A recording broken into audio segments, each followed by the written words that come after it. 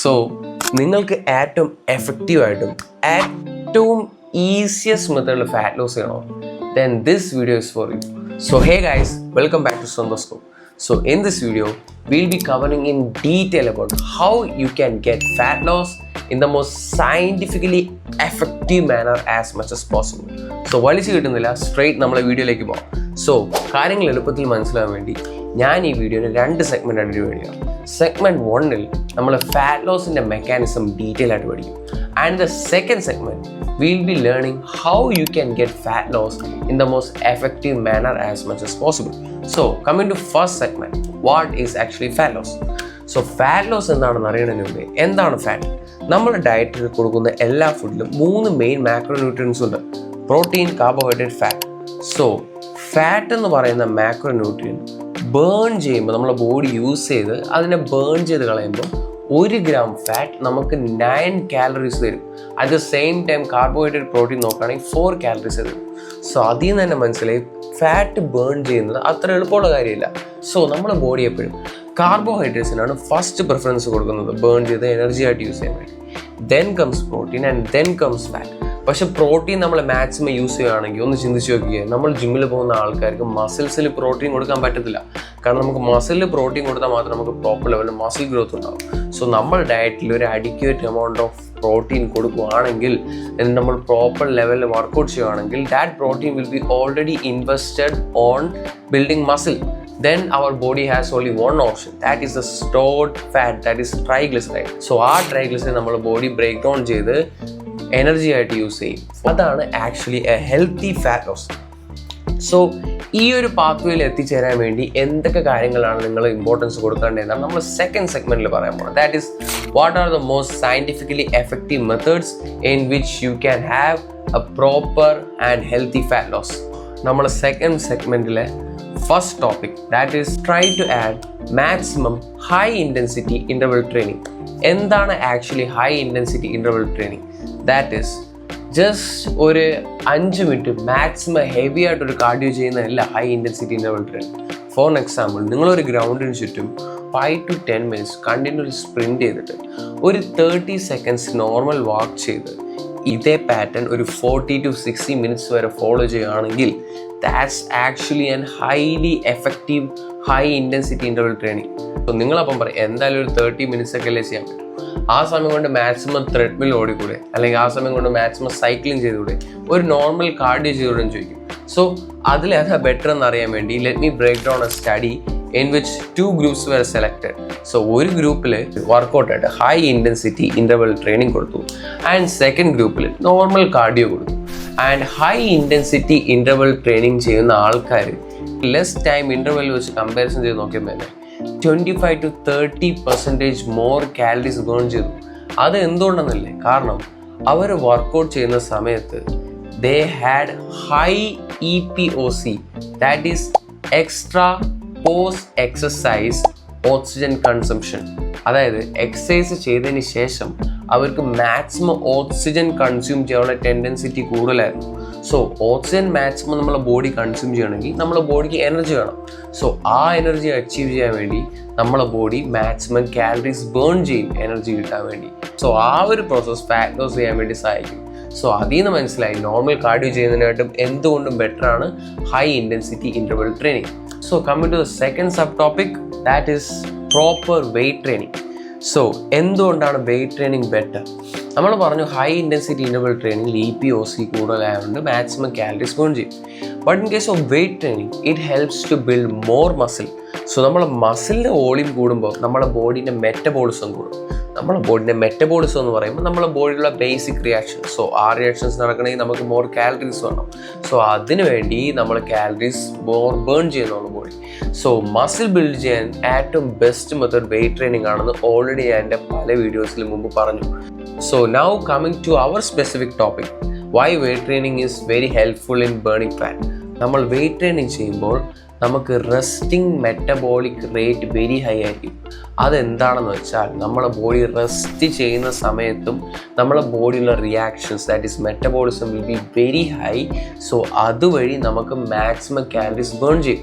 Recently a study was publish in the journal of physiology and ആ ഒരു സ്റ്റഡിയിൽ പറഞ്ഞതെന്ന് വെച്ചാൽ ഈവൻ നമ്മൾ റെസ്റ്റ് എടുക്കുന്ന സമയത്ത് എക്സ്ട്രാ 140 കാലറീസ് വരെ നമ്മൾ വെയിറ്റ് ട്രെയിനിങ് ചെയ്യുകയാണെങ്കിൽ ബേൺ ചെയ്യാനുള്ള ടെൻഡൻസി ഉണ്ട്.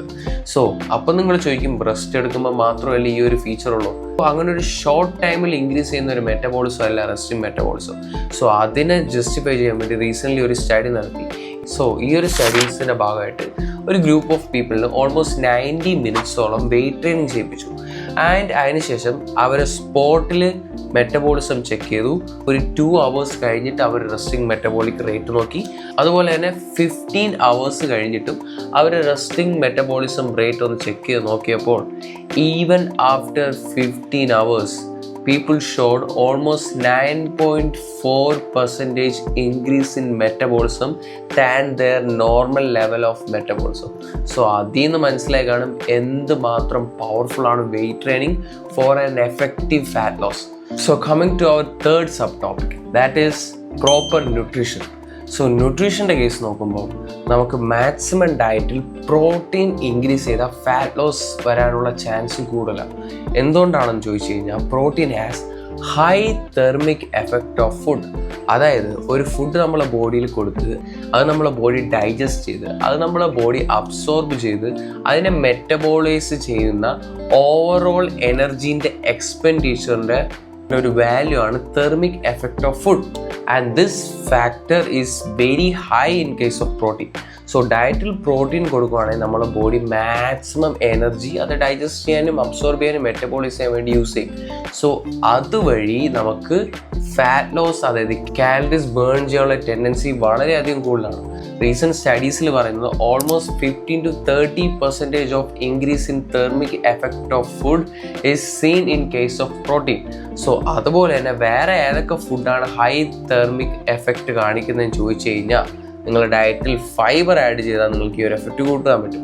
അതുപോലെ ഡയറ്റിൽ ചില്ലി, പെപ്പർ അങ്ങനത്തെ സ്പൈസസ് ആഡ് ചെയ്യുമ്പോഴും നമ്മുടെ body thermic effect of food വളരെയധികം കൂട്ടുന്നതായിട്ട് കാണപ്പെട്ടിട്ടുണ്ട്. And coming to the other 2 factors, that is carbohydrate and fat. Coming to fat, maximum healthy fat invest ചെയ്യുക ഡയറ്റിൽ കൊടുക്കുന്ന സമയത്ത്.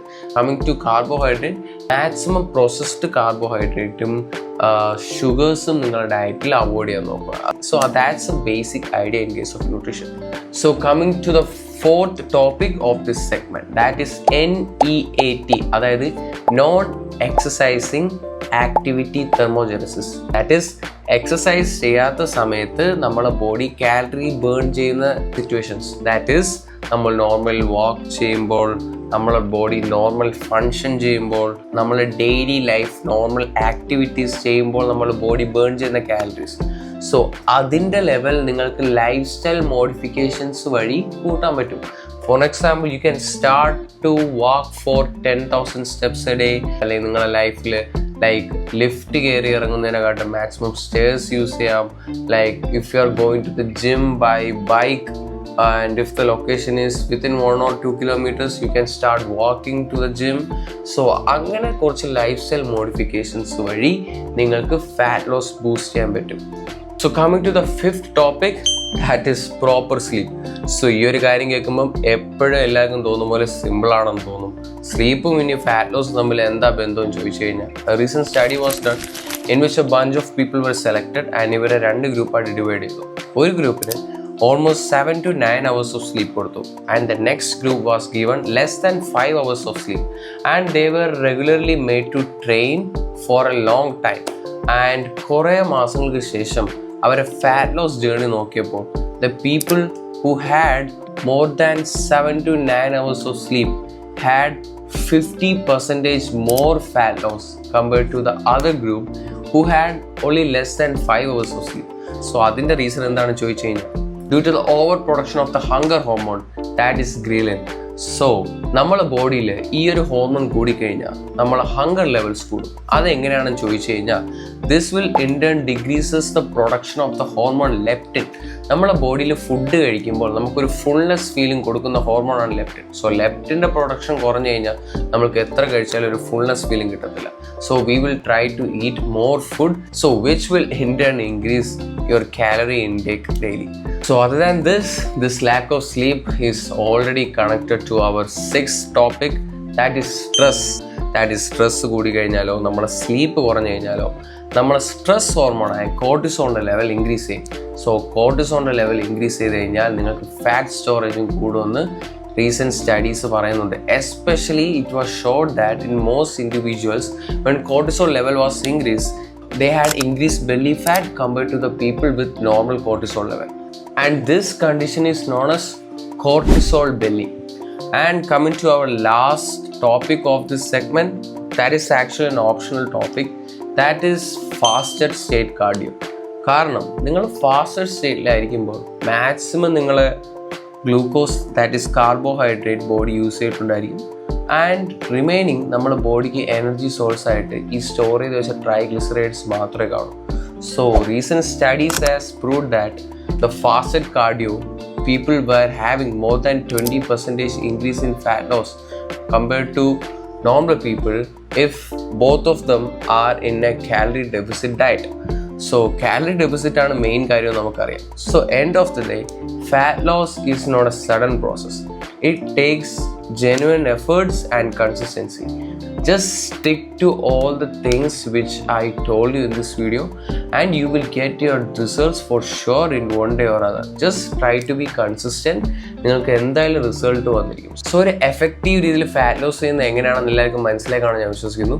സോ എന്തെങ്കിലും കാര്യം നിങ്ങൾക്ക് ഡൗട്ട് ഉണ്ടെങ്കിൽ make sure to DM me on Instagram. You can also put comment in this video and I will respond back to you guys as soon as possible. So നമുക്ക് അടുത്തൊരു ഇൻട്രസ്റ്റിംഗ് ടോപ്പിക്കായിട്ട് എത്രയും പെട്ടെന്ന് വീണ്ടും കാണാം. Till then, Stethoscope, let's go.